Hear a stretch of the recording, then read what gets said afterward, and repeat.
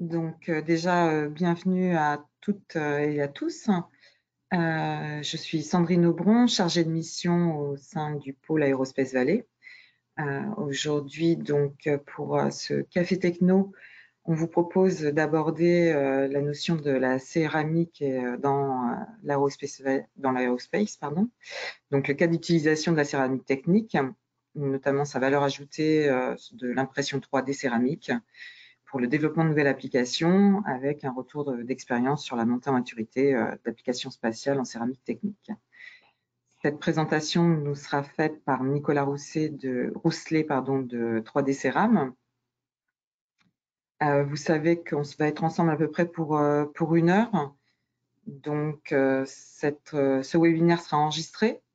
Vous aurez l'occasion de poser vos questions par écrit que je retransmettrai à Nicolas. Si toutefois, vous n'avez pas le temps de répondre à toutes vos questions, elles lui seront transmises et il pourra revenir vers vous. Donc, Nicolas, je vous propose de vous laisser la parole et bon webinaire. À tout à l'heure. Vous voyez mon écran là? C'est tout bon? Hop. Oui. Voilà, merci, c'est parfait. Merci Sandrine. Bonjour à tous et merci à tous les participants de ce webinaire. Et surtout, merci à Aérospace Valley d'avoir organisé ça. Donc aujourd'hui, moi je m'appelle Nicolas Rousselet, je suis en charge des programmes aérospace chez 3D Céram depuis environ 3 ans. Et aujourd'hui, je vais vous présenter le lien entre les céramiques techniques et l'aérospace, et plus particulièrement pourquoi et comment l'impression 3D peut être un bon vecteur de développement et d'opportunités dans vos domaines respectifs. Donc cette présentation est décomposée en 3 grandes parties. Donc déjà les céramiques techniques, il n'y a pas forcément que des céramistes dans l'assemblée, donc je vais déjà faire une petite présentation des céramiques techniques, quels sont leurs apports par rapport aux autres classes de matériaux. Un petit trade-off ensuite sur les propriétés par application typique, et ensuite les procédés de mise en forme. Après cette discussion-là, vous aurez la possibilité de poser des questions, donc Sandrine en a parlé. Ensuite, je parlerai de l'impression 3D céramique, donc de notre procédé chez 3D Céram, avec un panorama des procédés existants et comment on se positionne chez 3D Céram parmi tous ces procédés. Une présentation de notre procédé de SLA et la stratégie de montée en maturité, qui est une partie extrêmement importante dans le cadre de projets aérospace. Et enfin, des retours sur des cas d'application réels qui ont été faits par impression 3D céramique chez nous. Donc tout d'abord, une présentation de 3D Céram. Donc 3D Céram est un process provider, c'est-à-dire que notre cœur de métier, c'est de pouvoir vous fournir des process clés en main d'impression 3D céramique. Clés en main, c'est-à-dire qu'on vous vend pas simplement une imprimante et des consommables, mais des services de pré- et de post-process qui vous permettent de qualifier vos applications sur nos machines. Donc la spécificité de 3D Céram, c'est qu'on est vraiment fournisseur d'une solution vraiment complète. Nos plateformes, donc vous les avez devant les yeux, hein. On a 3 types de plateformes de 3 tailles différentes qui vous permettent, depuis la C100 Easy avec des plateaux de 100 par 100 mm jusqu'à la C3600 Ultimate sur des plateformes de 600 par 600 par 350 de haut. Vous êtes capable en fait avec ça de faire un scale-up depuis le laboratoire, on va dire, ou les phases de R&D amont à des niveaux de TRL très bas, jusqu'à la phase de production sur des machines de production. Voilà. 3D Céram a aussi une partie formulation, hein, c'est le cœur de métier de 3D Céram, c'est également de faire la formulation de céramique. Donc on est capable aussi de développer des céramiques custom made, on va dire, pour vos applications spécifiques. Donc tout d'abord les céramiques techniques. Donc les céramiques techniques, la définition, c'est que c'est des matériaux qui sont inorganiques, non métalliques et mis en forme à haute température à partir d'une poudre. Donc c'est une famille de matériaux qui est complète, un peu comme la famille des alliages métalliques où vous avez en fait un peu de tout pour tout type d'application. La particularité de la famille des céramiques, c'est que c'est des matériaux qui excellent dans certains domaines d'application. Typiquement, quand vous avez besoin d'une isolation électrique pour des pièces spatiales, l'alumine par exemple, la L2O3 est le matériau de référence. Quand vous faites de la radiofréquence, vous avez de la zircone, donc ZRO2 qui est très utilisé. Donc en fait, la particularité vraiment des céramiques techniques est le fait qu'ils sont, on a des champions, on va dire, dans chacun des domaines d'application.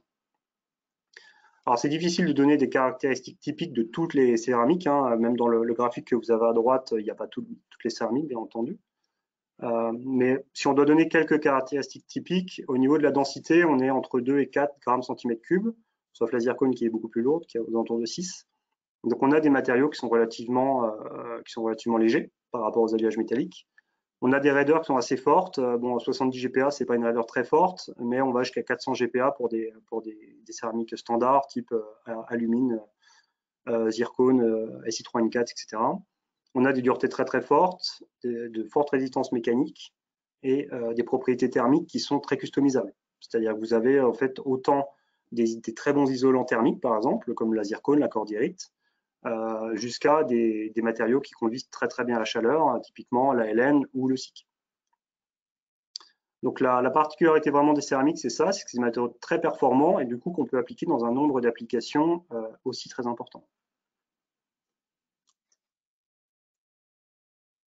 Donc les applications typiques, vous les avez là. Alors là, c'est les applications que nous on voit au niveau céramique technique par impression 3D.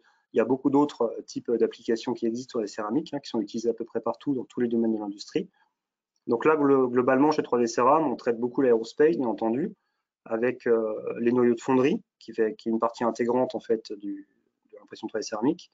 L'optique, donc on a la capacité par impression 3D céramique de réaliser des substrats optiques allégés, des composants de structure, donc divers et variés, à base de lattice ou simplement des pièces assez massives, et des composants thermiques, puisque, comme vous le savez, l'impression 3D permet de faire des formes à peu près libres, et l'optimisation thermique a permis de sortir ce genre de lattice, ce qu'on appelle la double gyroïde, qui est une géométrie qui est très compliquée, voire impossible à fabriquer sans impression 3D.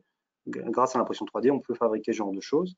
Et le gros intérêt de l'impression 3D céramique, et particulièrement le node de procédé, la SLA, c'est qu'on a des rugosités des états de surface très fins, qui fait qu'on n'a pas besoin forcément de post-traitement. Donc ça, c'est un apport qui est important de notre procédé. Ensuite, on a d'autres domaines, on a le luxe, on a bien sûr l'industrie qui s'y intéresse, on a le médical, bien entendu. On a pas mal de choses, pas mal de domaines intéressants, mais aujourd'hui, on va se focaliser plutôt sur les applications aérospace, puisque c'est celle en fait où on peut extraire le plus de valeur de l'impression 3D. Donc pour vous présenter un petit trade-off des propriétés mécaniques, donc c'est difficile de comparer toutes les céramiques avec les alliages métalliques. On pourrait faire rentrer les composites, on pourrait faire rentrer d'autres classes de matériaux. Sur ces deux graphiques-là, vous avez un court trade-off des propriétés mécaniques sur deux valeurs, deux propriétés typiques, le module Young et la densité. Pour la plupart des applications spatiales, ce qu'on va chercher, c'est d'avoir des systèmes très raides et des systèmes peu denses. C'est-à-dire, en gros, grosso modo, un matériau qui va être léger, mais qui en même temps va être extrêmement raide, donc qui va permettre d'avoir une stabilité, de garantir une stabilité à la pièce céramique. Donc là, vous pouvez voir, donc en bleu, vous avez les céramiques, et en vert, vous avez les alliages métalliques. Vous voyez que les alliages métalliques les plus utilisés dans l'aérospace sont globalement les aluminiums, les titanes et les aciers ici.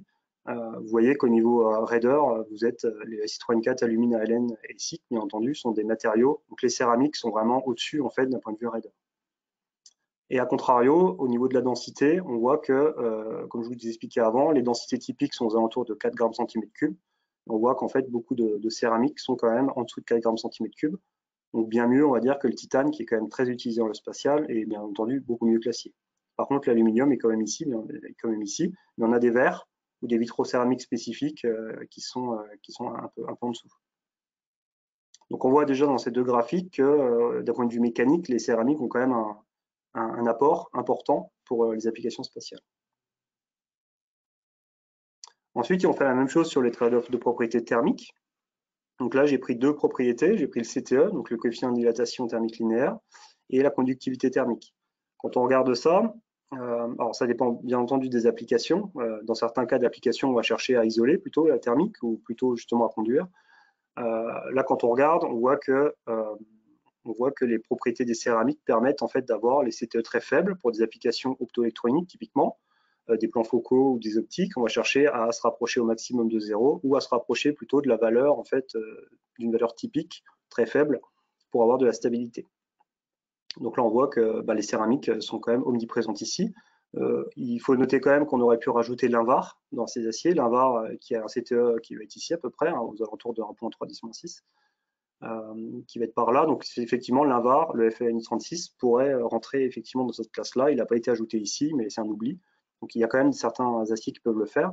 Le seul problème de l'invar, c'est qu'il a une densité de 8,8. Donc c'est beaucoup plus lourd, on va dire, beaucoup plus massif que les autres, que les céramiques.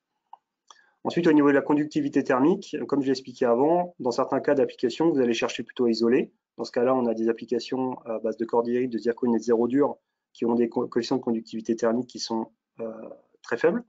Le gros intérêt, c'est qu'on va pouvoir fabriquer des isolants thermiques très performants, mais aussi très raides et très résistants. Si vous avez par exemple des rondelles d'isolation thermique, on va être capable de les faire en zircone ou en zéro dur, bien sûr, mais en zircone. Et on va pouvoir, en zircone, faire des pièces complexes qui isolent la thermique et dans lesquelles vous allez pouvoir serrer vos vis, par exemple, avec des efforts très importants. Donc ça, c'est un champ d'application qui est intéressant pour l'utilisation de la zircone. Pas forcément que par impression 3D, mais l'impression 3D permet d'ajouter certaines fonctionnalités à ce genre de pièces, comme des canaux, des structures lattices ou d'autres choses. Donc maintenant, quand on synthétise ce petit trade-off sur les propriétés mécaniques et thermiques, globalement, on utilise souvent, dans le cas des allègements de structure, on utilise souvent deux figures de mérite spécifiques. Donc la specific stiffness, qui est un ratio globalement entre la raideur et la densité. Le but étant d'avoir les structures les plus raides et les moins denses pour optimiser pour le ratio masse-raideur. Et la stabilité thermique, qui est le ratio entre la conductivité thermique et le CTE. Le gros intérêt là étant d'avoir un matériau qui draine très très bien la thermique et en même temps qui ne se dilate pas. C'est ce qu'on voudrait. Donc dans ce cas d'allègement de structure, ce qui est préféré, c'est de se rapprocher du coin au-dessus, ici. Donc on voit que les céramiques, ben voilà, les céramiques sont omniprésentes par rapport à l'aluminium. Ici c'est le titane, je ne sais pas pourquoi il n'est pas sorti. On a l'aluminium, le titane qui est là, l'acier n'a même pas été représenté parce qu'il est loin. Et on voit que les céramiques sont quand même assez omniprésentes dans les figures de mérite qu'on voit ici, quoi. Quand vous avez du coup des applications plutôt structurelles, on va aller ici. Quand vous avez des applications plutôt thermiques bas CTE, parce que là c'est plutôt pour la partie optique, on va être plutôt sur des cordillérites ou des zéro dur.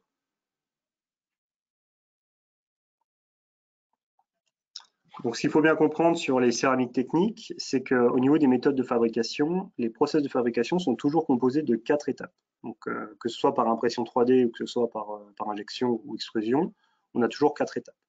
La première étape, c'est la préparation à base de poudre de céramique. Donc, on va partir d'une poudre de céramique, on va mélanger avec un liant et on va le mettre en forme. Donc, la mise en forme peut se faire par injection, par extrusion, par pressage, par usinage, etc. Il y a plein de solutions qui ont toutes des avantages et des inconvénients et qui ont toutes quand même l'avantage d'être bien adaptées à de la grande série et qui permettent d'avoir un process qui est déjà, ce sont des process qui sont déjà qualifiés. Donc, c'est des process industriels de très grande série qualifiés. L'inconvénient, c'est que vous allez avoir des besoins dans l'outillage importants, donc une agilité qui va être réduite. Quand vous êtes dans des projets spatiaux dans lesquels vous allez avoir des phases successives de projets où vous pouvez avoir des modifications de design, souvent peut-être importantes, vous pouvez vous retrouver dans un système où l'outillage qui a été défini par ces procédés de mise en forme conventionnels ne correspond plus.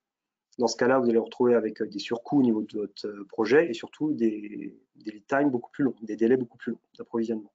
Par impression 3D, on n'a pas ce genre de choses, puisqu'on n'a pas d'outillage. On en parlera après.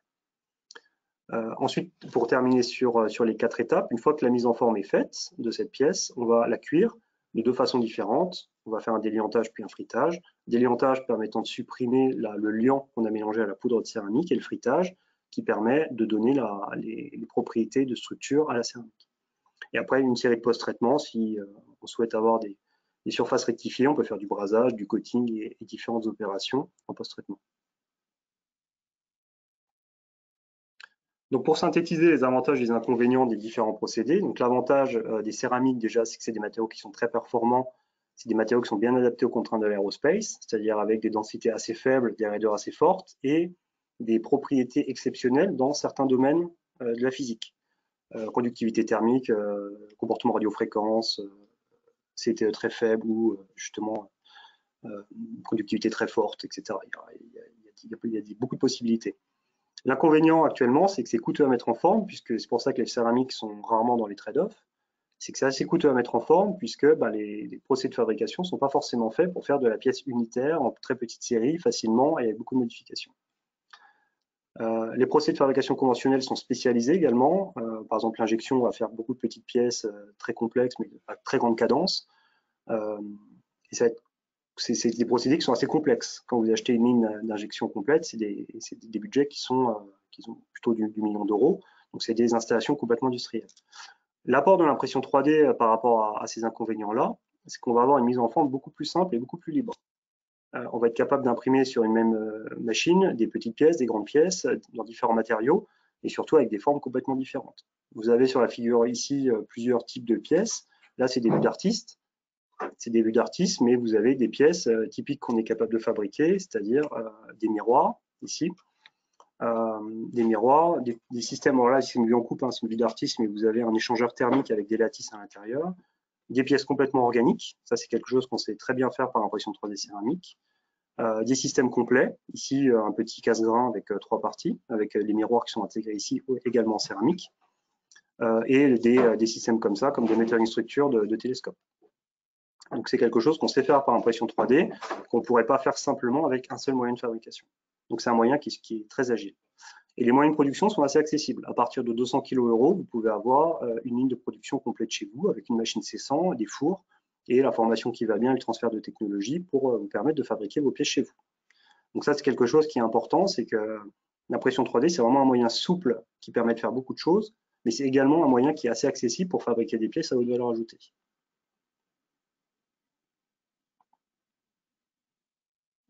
Donc là, peut-être si vous avez des questions, je ne sais pas si Sandrine, si vous avez des questions à poser sur la première partie.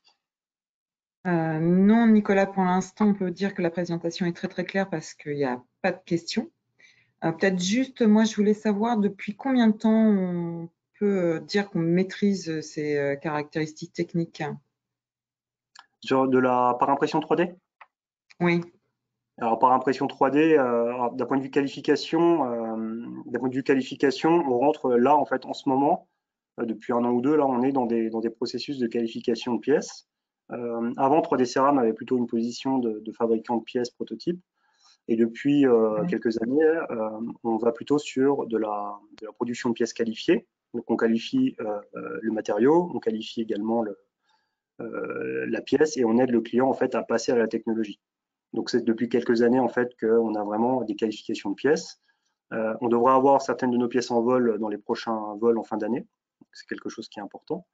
Donc nos matériaux sont plus des matériaux de laboratoire. 3D Ceram est une société qui a 15 ans d'existence, et les montants de maturité sur les matériaux, les procédés, etc. se sont faits au fur et à mesure, et maintenant on est apte à pouvoir fournir des pièces qualifiées pour le spatial. D'accord. Je vous laisse aborder la deuxième partie. Merci. Donc ensuite, sur cette slide, vous voyez un panorama des procédés d'impression 3D céramique. Donc il y en a d'autres, hein, j'en ai sûrement oublié. S'il y a certains de nos concurrents ou de nos partenaires dans l'Assemblée, n'hésitez pas à poser des questions pour que j'ajoute votre logo, je suis désolé. Globalement, il y a 4 grandes familles. Il y a la fusion directe de céramique, donc ça peut se faire ou pas dans certains cas. Le binder jetting, la SLA. La SLA, c'est ce que nous on fait. Donc, vous voyez qu'on n'est pas tout seul à le faire. On a différentes particularités liées au laser, liées à l'illumination, etc. Et on a également la FDM ou l'extrusion, qui sont grosso modo une extrapolation du fil fondu en polymère qu'on peut appliquer aux céramiques dans certains cas d'utilisation. Donc, ce qu'il faut comprendre, c'est que chacun de ces procédés ont des avantages et des inconvénients.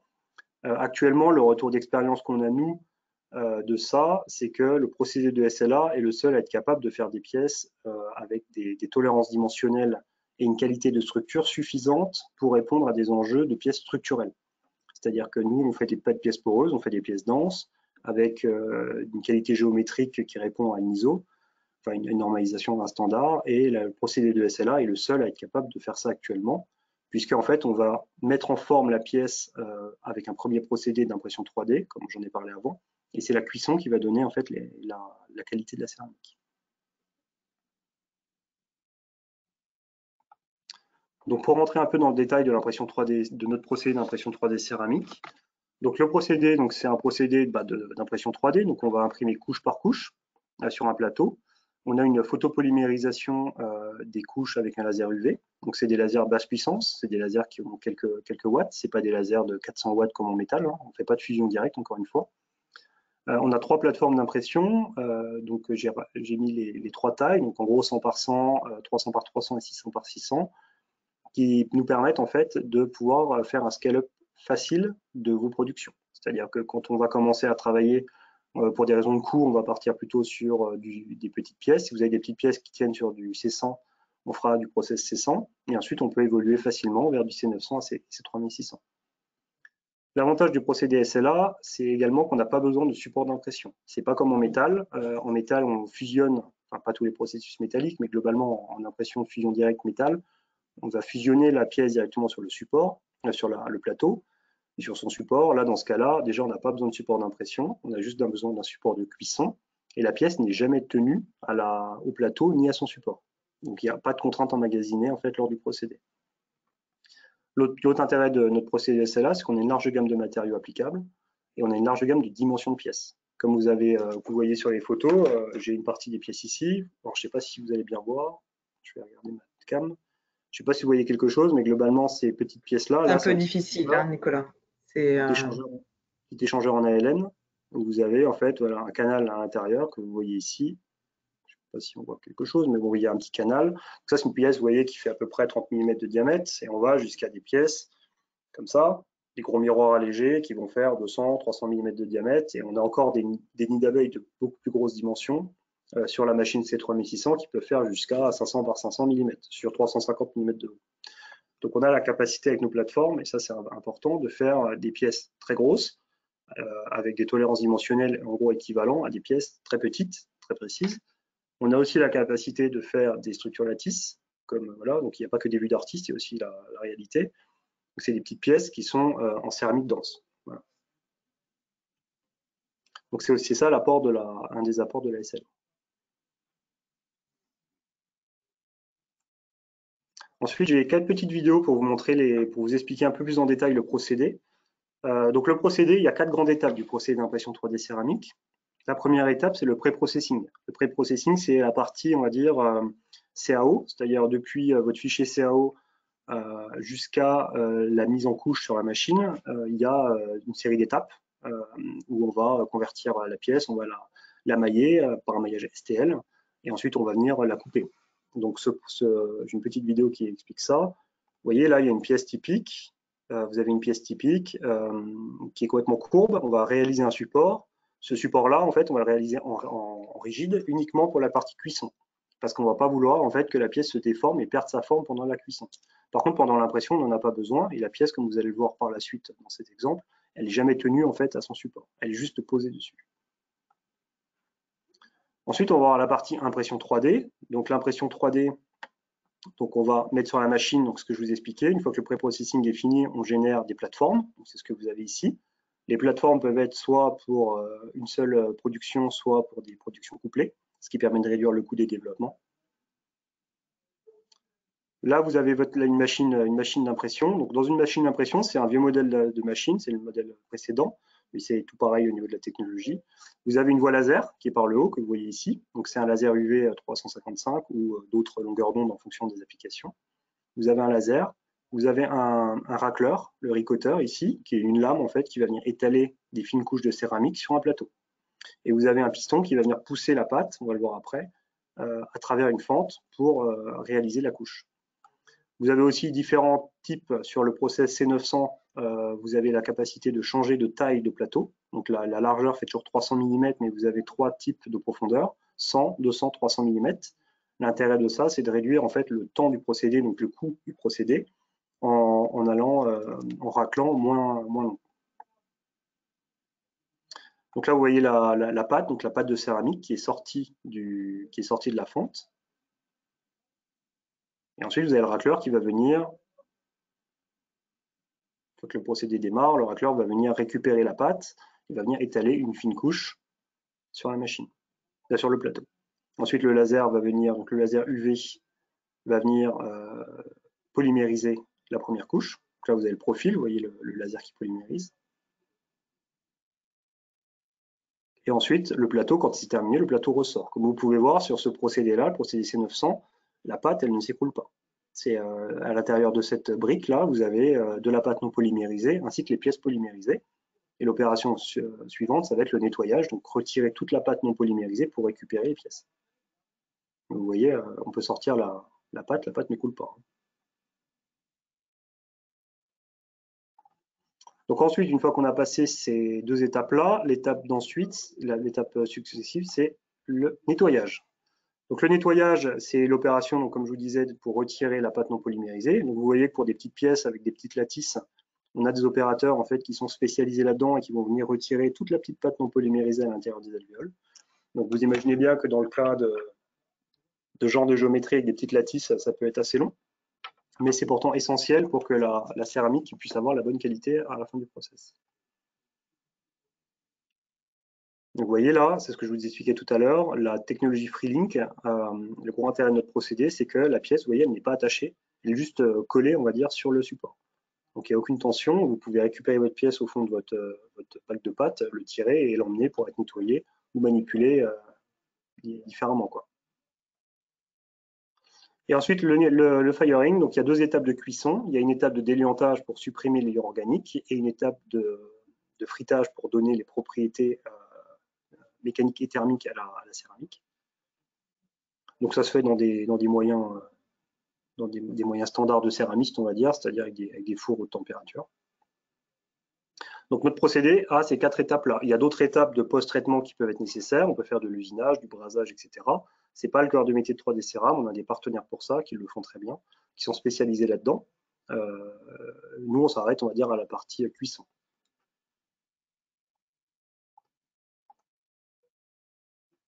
Donc ensuite, dans cette slide, maintenant que je vous ai présenté la partie procédé, on va parler un peu du management de la maturité. Donc, depuis à peu près un an, 3D Céram a créé un service qui s'appelle 3D AIM. Et ce service, il est proposé aux clients de l'aérospace pour, on va dire, accompagner nos clients dans la montée en maturité de leurs produits. Alors, pourquoi? Pour plusieurs raisons. Je vais expliquer le schéma un peu barbare que vous voyez à l'écran. La première chose, c'est que historiquement, 3D Céram fabriquait des prototypes à la demande. Donc, dans des TRL très bas, donc vous avez ici, TRL 1 à 3, vous avez des prototypes on demande. Le fait de faire du prototype on demande ne permettait pas de réduire les risques et de proposer une supply chain complète pour des clients de l'aérospace comme vous.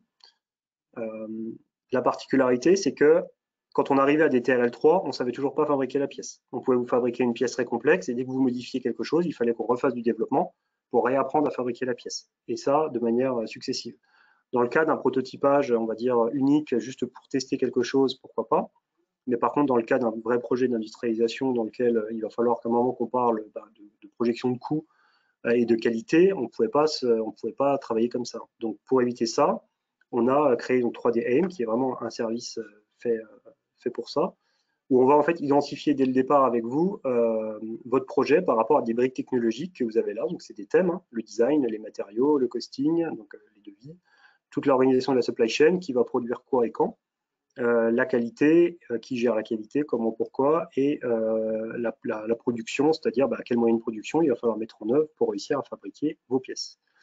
Le gros intérêt de ça, c'est que ça n'empêche pas de faire du prototype au départ, sauf que avec une offre 3DM, vous avez la possibilité de comprendre comment nous, on va faire pour passer des MRL, donc de la maturité de fabrication, du MRL de 1 jusqu'à 4, qui pour nous, le MRL 4 qui correspond à peu près à un TRL 6, dans vos cas d'application à vous, va nous permettre de vous proposer en fait plusieurs choix, soit un choix de fabrication, c'est-à-dire que vous allez fabriquer vous-même les pièces, soit on va fabriquer nous-mêmes vos pièces, soit vous allez acheter la technologie et vous allez mettre la technologie chez une tierce personne déjà qualifiée, soit, enfin, il y a plein de solutions possibles.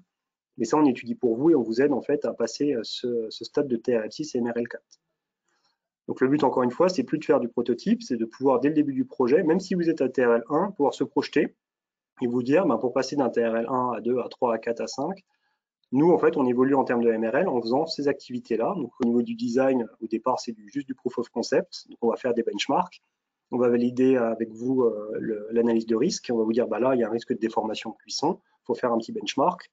C'est une démarche qui est assez connue dans le spatial et on fait ça maintenant chez nous parce qu'on a vu déjà que ça c'était plus simple de pouvoir discuter avec vous sur ces aspects-là. Et surtout, c'était plus intéressant pour vous transmettre un maximum de technologie dès le début du projet. Si on ne vous transfère pas la bonne technologie et le bon niveau de connaissance dès le départ du projet, vous allez en fait soit condamner la technologie parce qu'elle ne répondra pas à votre besoin issu du prototype, on va dire, soit en fait vous allez pas revenir puisqu'en fait vous allez vous dire que l'impression 3D est quelque chose qui est juste pour du prototype, ce qui n'est pas du tout le cas. Aujourd'hui, on a des produits qui sont en fabrication.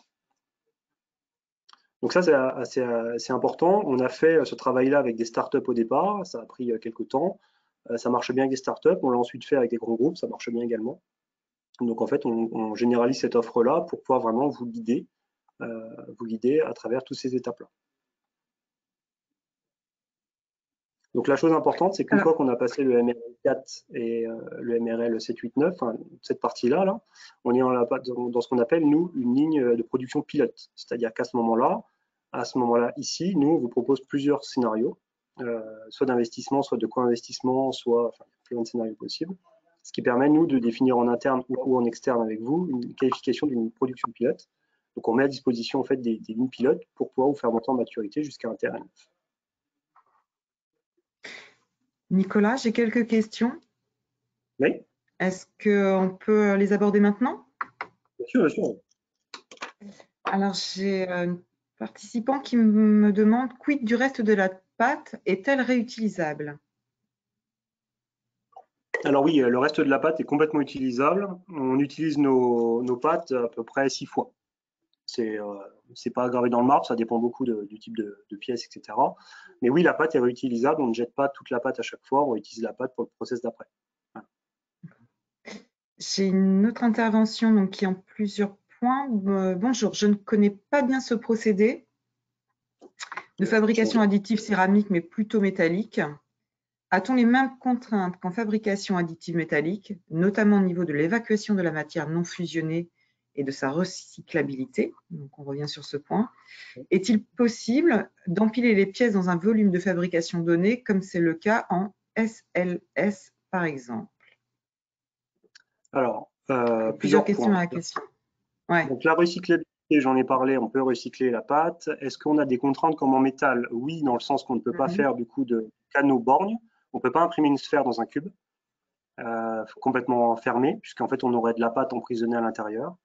Donc, pour réaliser ce genre de pièces qui représentent assez peu d'applications actuellement, mais qui pourraient représenter des applications dans le futur, on a développé un autre procédé dont je n'ai pas parlé ici, qui s'appelle le procédé hybride, dans lequel en fait on va injecter à la place d'avoir de la matière céramique non polymérisée à l'intérieur, on va mettre plutôt un polymère qu'on va venir brûler par la suite.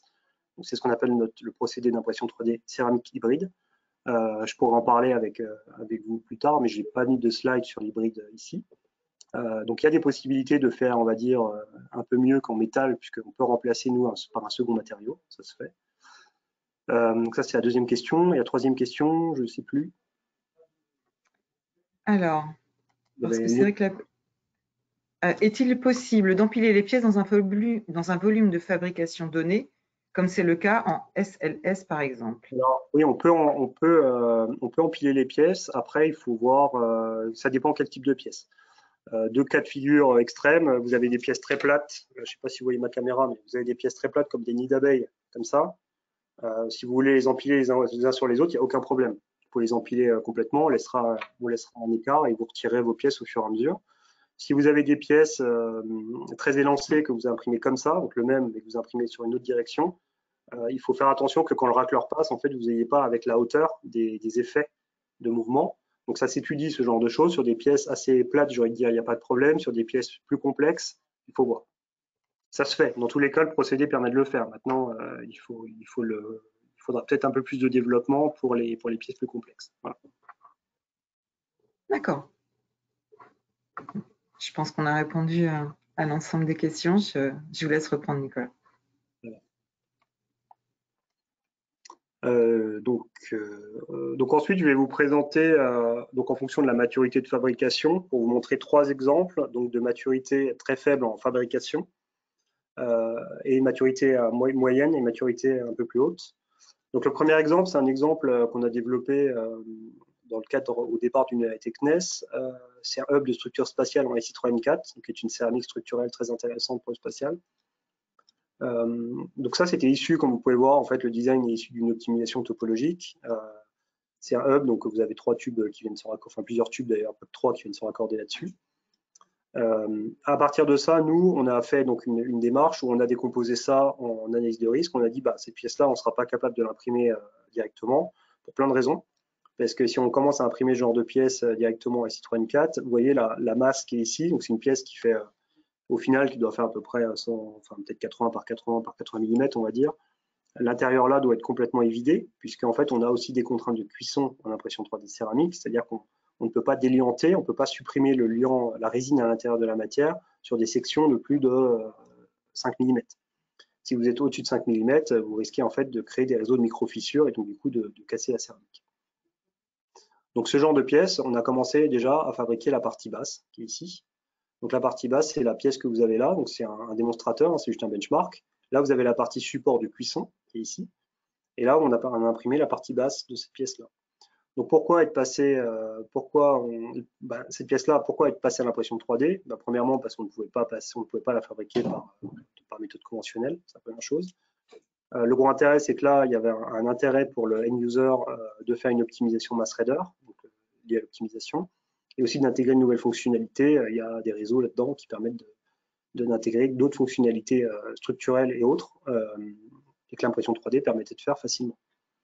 Donc on a commencé, vous voyez là, on est dans des taux de maturité très faibles, on est vraiment au début de la phase de développement, où là, en fait, on commence par des benchmarks pour dérisquer déjà plusieurs parties. Donc là, on a dérisqué cette partie-là, et après, il faudra dérisquer les autres parties, il faudra vider cette partie-là, ce qui aura un impact sur le bilan des performances mécaniques et thermiques du client. Donc il faudra que le client fasse de l'ingénierie de son côté. C'est pour ça que souvent, nous, on parle de co-ingénierie. C'est que les contraintes, on essaye de montrer à nos clients toutes les contraintes de notre procédé très tôt pour réussir à l'accompagner et ne pas trouver de loup à un moment dans le plan de maturation. Si par exemple cette partie-là ne peut pas être allégée, ça ne sert à rien de se lancer dans ce projet-là. On sera toujours obligé de l'alléger puisqu'on ne peut pas supprimer les contraintes de notre procédé intrinsèque qui est pour le coup la cuisson. Ensuite, le deuxième. Oui. J'ai une autre question. Nicolas, dans quel cas privilégiez-vous le HIP comme process de mise en forme? C'est une bonne question, je ne sais pas. Je ne sais pas parce que ce n'est pas le process qu'on fait, je ne suis pas céramique, je pourrais répondre, je pourrais demander à mes collègues céramiques et faire une réponse à la personne par mail ou autre, il n'y a pas de problème. D'accord. Je ne sais pas trop. Je vous la transférerai.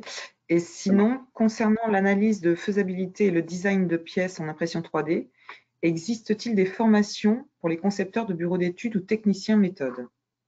Alors c'est pas une formation en tant que telle comme ça, mais oui, le but de 3D Aim, ce que j'expliquais avant, c'est de pouvoir fournir vraiment un transfert technologique dès le début au niveau des règles de conception. Donc on peut faire en fait des formations dédiées. La plupart du temps, c'est pas trop comme dans ce sens-là que ça fonctionne. C'est plutôt le client vient avec une pièce, soit une pièce qui existe déjà, soit une pièce simplement des croquis, des schémas. Où ils vont nous expliquer leurs problématiques et nous on va aider en fait et on va transférer du coup la technologie mais par une espèce de phase de co-ingénierie. Souvent c'est comme ça que ça marche le mieux. Une formation impression 3D céramique, on a des user guides qui existent qui donnent toutes les contraintes de notre procédé. On a vu avec le temps que même si le client a lu et a appliqué tout ça, il reste encore d'autres contraintes qui sont liées intrinsèquement à la pièce et c'est mieux de le traiter en co-ingénierie. On trouve qu'en fait l'information passe mieux dans le cas d'une co-ingénierie. Oui, je crois que vous êtes vraiment sur de l'accompagnement tout au long, de toute façon. C'est vraiment de l'accompagnement parce que le retour des 15 ans de 3D Céram en faisant du prototypage nous a montré que même si on donne vraiment un niveau d'information même important en fait à nos clients, ça reste compliqué en fait de prendre en compte toutes les contraintes du procédé parce qu'on ne peut pas transférer dès le début, on ne peut pas donner toutes les règles parce qu'il y a beaucoup de règles. Et des fois, des règles assez simples, quand vous allez imprimer une pièce verticalement, ça peut avoir un intérêt. Vous prenez même une géométrie très simple avec juste un tube imprimé. Si vous l'imprimez droit ou si vous l'imprimez sur le flanc, on va dire, vous avez des intérêts, des avantages, des inconvénients forts. Donc ce genre de choses, on peut le présenter sur un tube dans un user guide pour faire en sorte que le client comprenne la contrainte. Mais dès que vous allez avoir une pièce comme vous voyez à l'écran, vous ne pouvez plus l'appliquer puisque c'est tridimensionnel. Donc il faut prendre en compte d'autres choses, il faut regarder également d'autres aspects, combien va coûter la pièce, est-ce que cette pièce-là, même si on la fabrique dans ce sens-là, est-ce qu'on pourra la faire à un grand nombre d'exemplaires par rapport à la taille des plateformes, etc. etc. Donc c'est un tout petit peu plus compliqué que juste transférer un user guide. Donc effectivement, on fait plutôt de l'accompagnement. Oui, vous amenez toute votre expérience et votre expertise sur les pièces. J'ai une autre question et après je vais vous laisser continuer parce que le temps passe. Quel type de déliantage utilisez-vous? Quel type de déliantage on utilise? Faudrait préciser un petit peu la question. Faudrait préciser un petit peu la question. Je sais quel type de déliantage on utilise, mais est-ce que, enfin, on peut pas donner ni les cycles ni les températures, bien entendu, c'est des données confidentielles qu'on fournit par contre quand on fournit notre process complet. Faudrait que la personne m'envoie un mail et que je réponde direct. Je pense Oui, que ce serait... de toute façon, à la fin, il y aura vos coordonnées et Voilà. votre présentation Il sera n'y a également aucun transmise. Il y problème, aura voilà, il n'y a aucun toute problème pour possibilité de répondre. revenir vers vous. Exactement. D'accord, je vous laisse continuer. Merci. Donc ensuite, le deuxième cas, c'est l'impression 3D à un MRL un peu plus grand. Donc là, on est du MRL 2A3. Hein, donc pour vous rentrer un peu là, MRL 2A3, on est ici. Hein, donc on va commencer à regarder plutôt de la fabrication avancée. On va commencer à parler de coûts. Donc MRL 2A3, dans ce cas-là, c'était un support optique cryogénique en alumine. Donc c'est une pièce qui est assez massive, hein, qui fait 100 par 100 par 80 mm. À la base, c'est une pièce qui était en aluminium, donc métallique.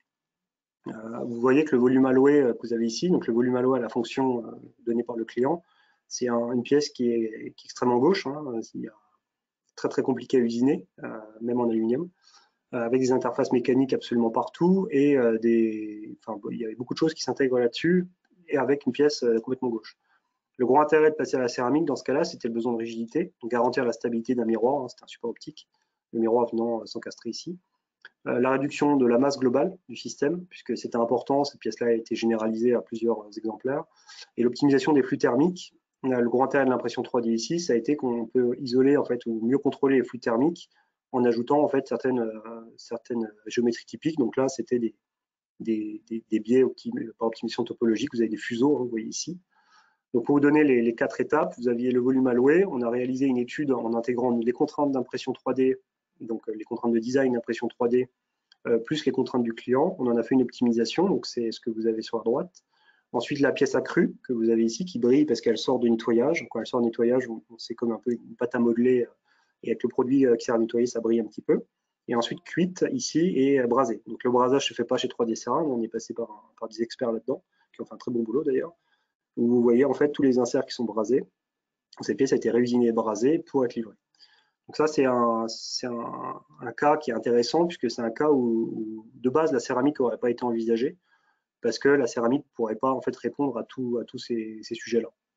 Usiner rien que la forme gauche, juste par usinage, même dans un bloc, c'est quelque chose qui est absolument pas possible en céramique ou qui est très très compliqué, qui va coûter extrêmement cher. Là, on est sur quelque chose où l'extérieur sort directement par impression 3D. Les tolérances étaient suffisamment détendues pour qu'on puisse le faire directement ici sans reprise.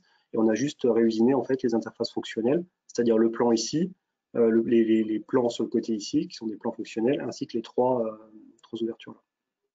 Donc là, c'est vraiment un cas d'application où dans les trade-offs, la céramique est en dehors n'est même pas envisagée, et pourtant en fait, ça peut répondre à pas mal de problématiques. Et ensuite, un cas de développement d'un MRL 3A4. Donc là, on se rapproche un petit peu plus encore de l'industrialisation. Donc là, c'est un refroidisseur de traverse étanche. Donc c'est une pièce assez petite, sur à peu près 50 mm sur 50, on va dire, dans ces eaux-là. Donc la conception initiale, ça c'est une pièce en céramique. C'était pas une pièce métallique, hein, c'était une pièce déjà en céramique qui a été usinée. Donc la particularité, c'est que donc, vous voyez la pièce en gris, c'est la pièce à fabriquer, hein, et la pièce, vous avez les flux thermiques en fait en orange là pour montrer un peu comment ça fonctionne. En fait, historiquement, cette pièce-là, elle avait des canaux qui étaient déportés, c'est-à-dire la pièce était beaucoup plus grosse. La pièce actuellement fait 50 par 50, en diamètre 50 par 50 de hauteur. Elle était beaucoup plus grosse parce que les canaux étaient usinés. Donc vous aviez en fait un canal sur le côté qui était usiné là, et le client devait reboucher au fur et à mesure en fait les trous d'usinage pour faire cette fonction-là. Donc grâce à l'impression 3D et en céramique également, on a réduit le volume alloué parce qu'on a intégré les canaux directement. Donc on a réduit le diamètre.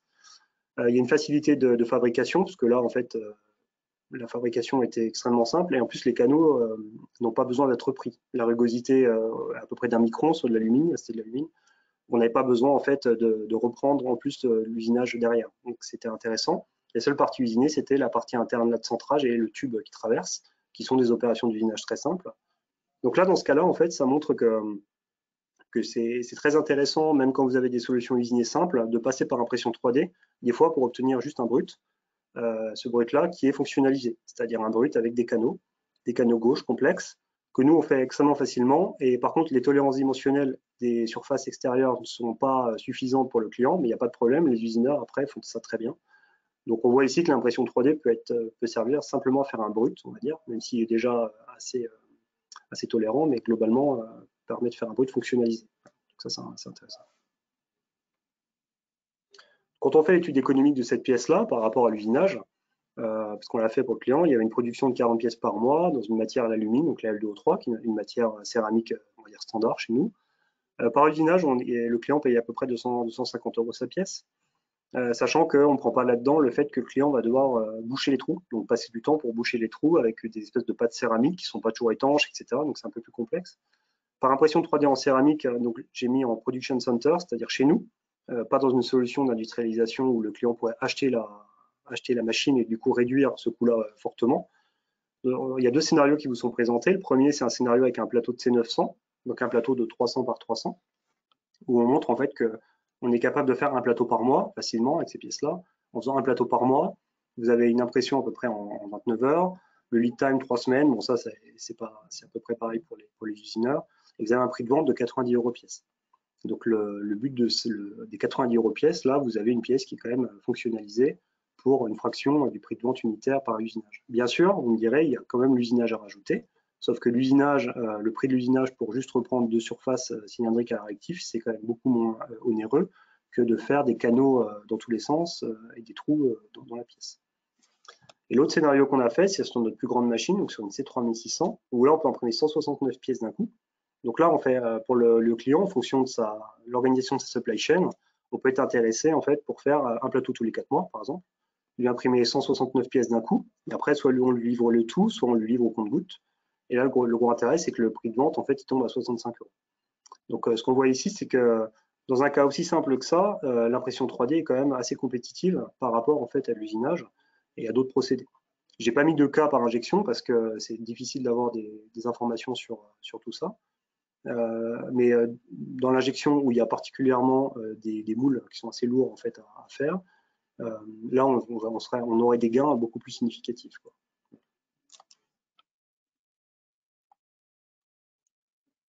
Donc en synthèse, les céramiques techniques, donc c'est des matériaux qui sont très performants, adaptés à tout type d'application industrielle et encore plus pour l'aérospace, de par leur expertise dans certains domaines de la physique.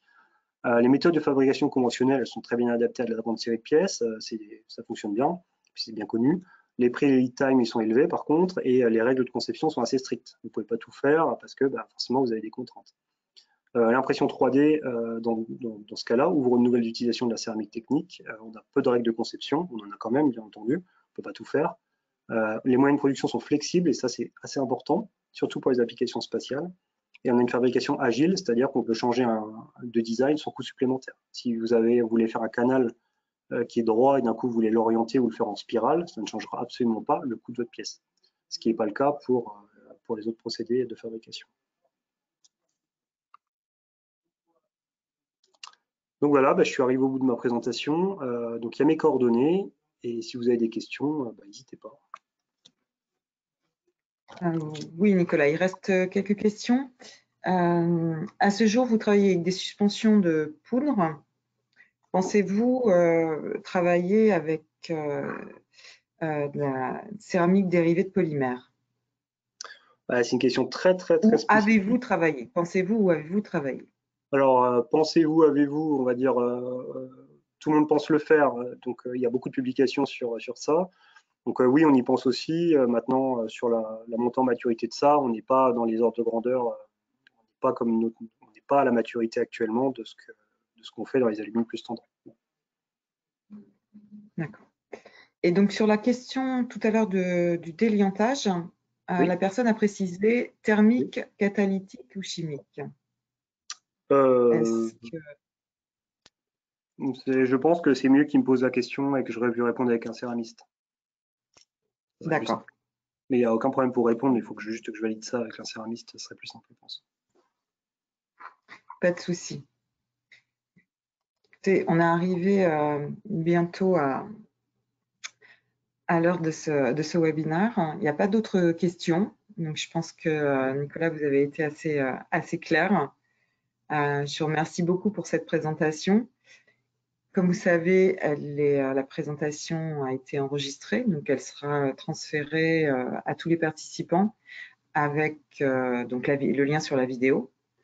Il y aura donc vos coordonnées pour vous contacter et bien entendu, l'ensemble des questions seront également transmises. Donc encore une nouvelle fois, merci. Merci infiniment pour cette présentation et ce partage d'expérience. Je vous souhaite une bonne journée à toutes et à tous. Merci, à bientôt. Merci, au revoir. Au revoir.